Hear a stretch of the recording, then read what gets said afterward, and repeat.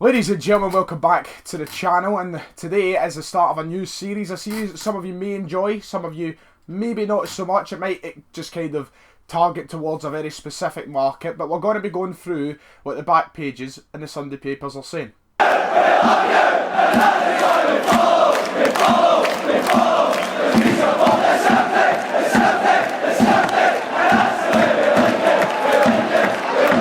Now, if you've not seen the last video, you know things have changed up. We've got a new camera, a new setup and such. Things are still going to be changing when the room gets done up, and then hopefully audio and everything and quality will be at its absolute best. But for now, this is what we'll do. Today, we're starting a new series called The Back Pages. Of course, some of you will know that I'm studying to be a journalist. I'm currently just gone into my second year of college to study journalism. So I thought, you know what, why don't I bring my own unique take to what the back pages are saying every Sunday towards the football. Of course, if there's a match day on a Sunday, we'll postpone it to the Monday, and we'll just kind of react to what they're saying and kind of give a little bit of input to the people who don't read the newspapers, and then give them some information on what they might be missing from those back pages. Of course, some people will agree, some people won't agree with some articles and such and such.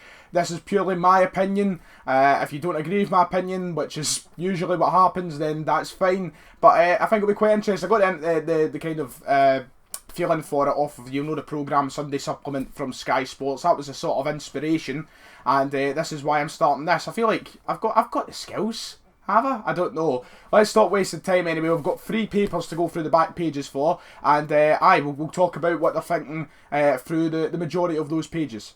Right, first up is the Sunday Mail. Obviously, a lot of people have their opinions on journalism and certain newspapers across the country, and I do also have my opinions on newspapers, but I'll try and keep as unbiased a view as possible when talking about certain articles. So, on the back page, first of all, on the Mail, as I said, we've got a nice photo here of the man himself, the king, the man with the shirt behind me that still needs fix. We've got Moussa Dembele, who says, apparently, I am still a Celtic fan. This is by Michael Gannon. He says, Moussa Dembele struck against Celtic in Lyon last night, but insists he's still a huge Hoops fan. The French ace hit the net just 4 minutes into the reunion with his old club as the Ligue outfit impressed in a 2-1 friendly victory. Now, I didn't think it was up for dispute that Moussa Dembele was still a Celtic fan. You'd like to think he is. I don't think we've done anything hard done that would make him turn against us, but it is nice to see him come out and say that he's still a Celtic boy. I mean, he's someone I'm always going to love. That shirt will never leave this wall.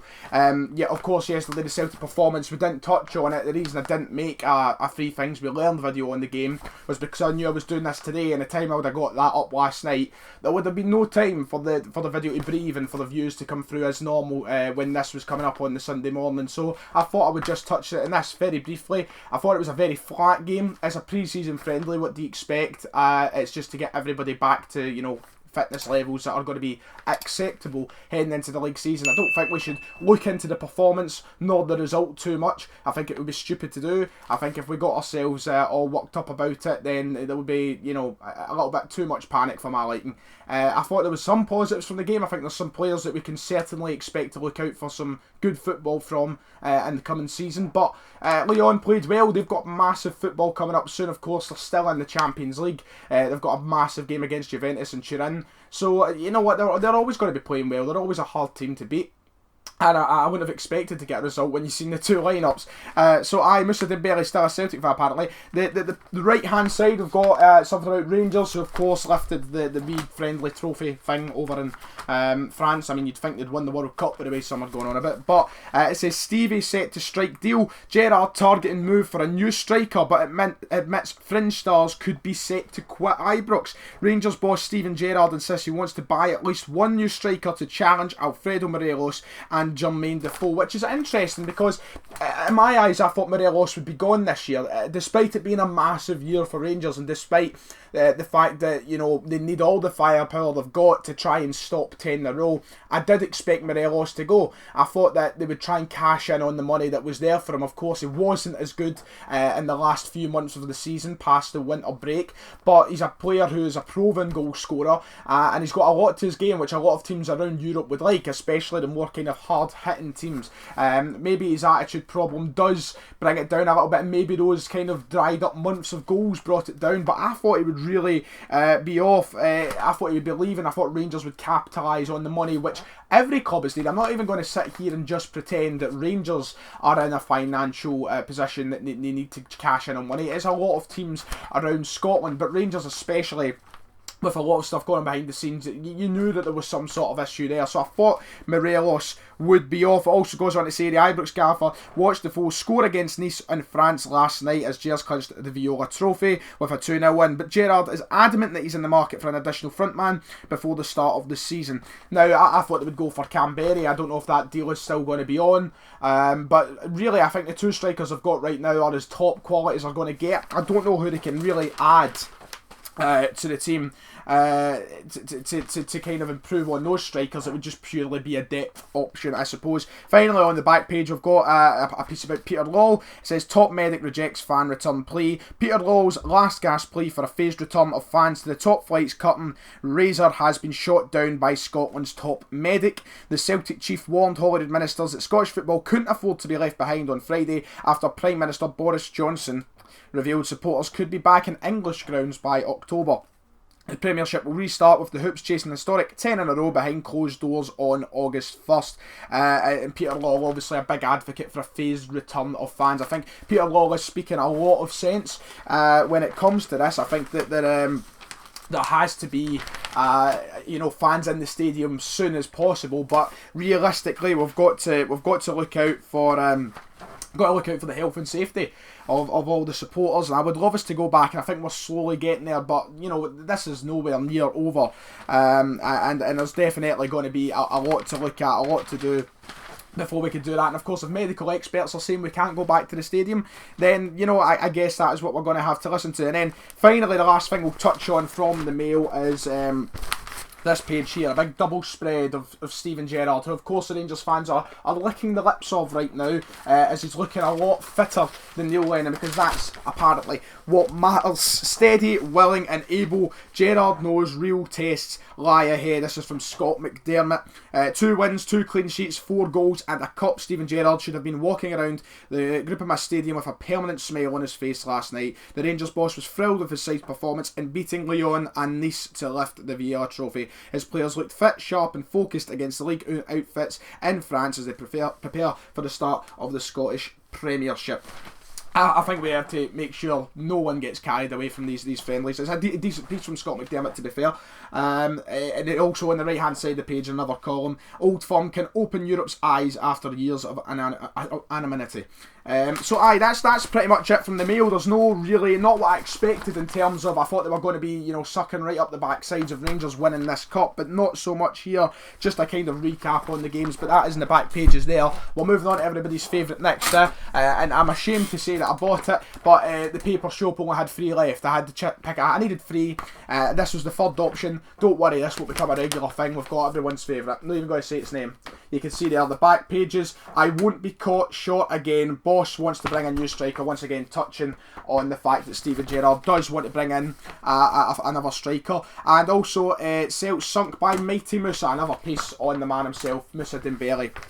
Up there. Another piece just to take away from the things we've already touched on from the Sun. Robbie Neilson, I'm back to beat Highbies. Robbie Neilson has revealed the main reason he returned to Hearts, a chance to beat Hibs in the Scottish Cup semi-final. The Jambos boss admits the showdown with their capital rivals was a key factor in tempting him away from the Dundee United for his second stint in the Tynecastle hot seat. He reckons the cup clash gives him the best chance to make amends for the 2016 semi-final against Hibs during his first reign. I can see where he's coming from. I mean, you want to go and beat your rivals, but I think that to say that is perhaps the way to take a job would be quite bitter, would be quite stupid. I think his main priority should be getting Hearts back to the Premiership, rather than beating Hibs in that semi-final. Of course, if they do beat Hibs in that semi-final, it will be a massive way to kind of recover the season that they've just had, and also the drama after the season had finished. But you know, it's gone now. It's done. They should be down. If they go to the Scottish Cup final, fair enough. If you ask me right now, it will be a Celtic Hibs final. I don't like jinx much. If I was just to put my money on it, that is what I would suggest it will be. And another big double page spread on Rangers here. Nice way to start, of course, a play on Nice. Very clever. Steven Gerrard rolled up to Rangers with the sole aim of winning silverware. 2 years after his arrival, he finally got his hands on his first cup with Rangers last night. I think that would be a bit of an overreaction.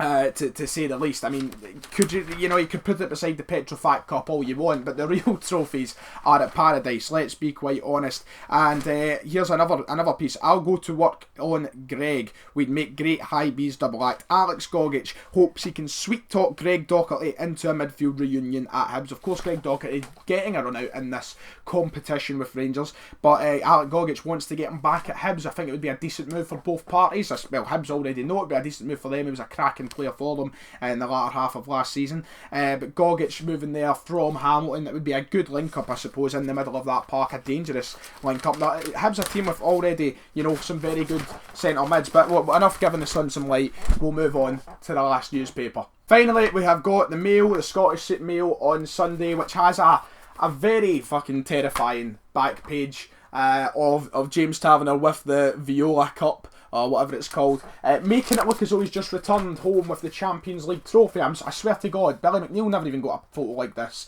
on the trophy. But of course, we need to get the bunting out for Rangers returning home with this trophy. Not to be bitter, of course. Well done, they've played well, but I think we should stop spicing it up as much as it has been here. Again, the back page is focusing on the fact that Rangers want to make a couple of signings in this transfer window, and Gerrard does want to go further. The piece on Celtic on the back page, though, is focused on something a little bit different. It's not focusing on the fact Mr. Dembele scored about. It's the Mail more or less going for the fact that Lennon insists his boys became men, and it says Neil Lennon last night praised his young players for standing up to be counted against a full strength Leon, and insists he will learn from the exacting experience. The Parkhead boss fielded a youthful side for the opening hour of last night's 2-1 loss at the Groupama Stadium. His team were 2 down to goals from former striker Moussa Dembele and Memphis Depay when he brought on his first team for the final 30 minutes, with Mohamed El Younousi getting a consolation goal. But he believes up-and-coming players like Stephen Welsh,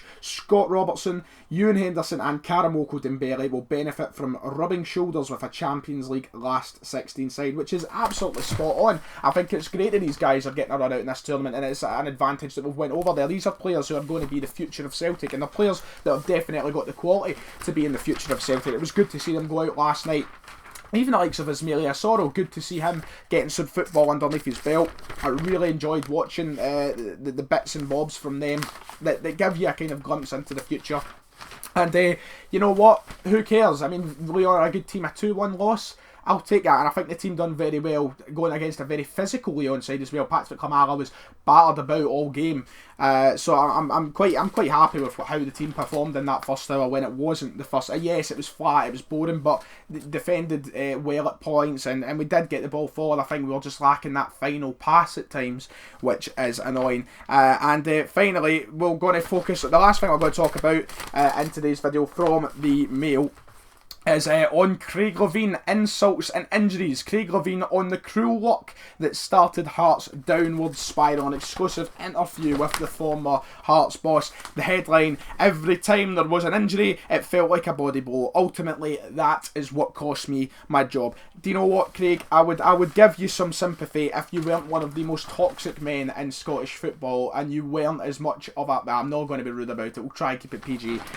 We all have our opinions on Craig Levein. I think many people will agree.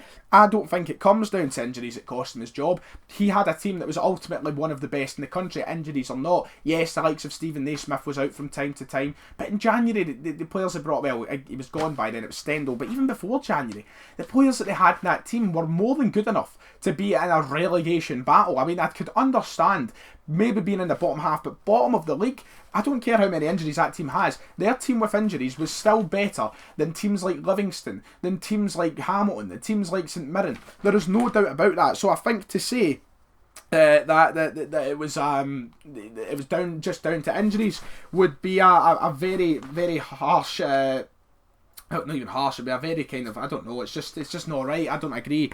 One of the quotes, it was confusing to beat Rangers and lose to St Mirren. Daniel couldn't figure it out. Talking about Daniel Stendhal, I think that is true. Daniel Stendhal just couldn't figure it out, down to the fact that, it's up there by the way. Daniel Stendhal couldn't figure it out because he had it going 1 week, then the next week he just couldn't. But that is it. That's the three papers we're focusing on. Of course, as I've already said, most of them focusing on Rangers friendly cup win in France. All the back pages, and I love they're kind of smaller in the Mail. The Mail has more of a Moussa Dembele-esque feel to it, which is lovely. But that is it for the first edition of the back pages. Let me know what you think in the comments below. I understand it won't be for everyone, but it does get a nice take on all of Scottish football, not just Celtic, and kind of brings my journalistic experiences, for as much as there is, into play as well. Helps me actually pick up the papers as well. And don't worry, I'll try and stay away from the sun as much as possible. But if you've enjoyed, make sure to like and subscribe, and I'll see you all next time.